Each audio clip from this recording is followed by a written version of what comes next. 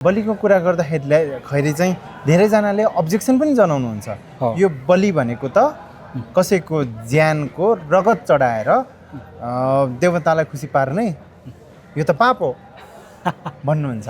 हो उहाँहरूले त सबैले आफ्ना आफ्ना विचार राख्न पाउँछन्, यसमा हामीलाई पनि केही उसै छैन।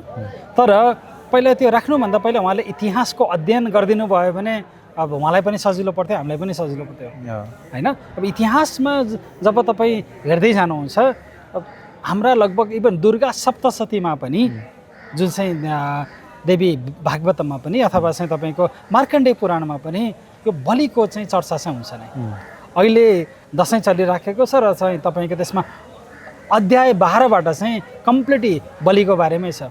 देवीलाई के चढाउनु पर्छ, के कम्तीमा पनि सात्विक हुनुहुन्छ भने पनि तपाईँले कुष्माण्डा बलि चाहिँ दिनै पर्छ।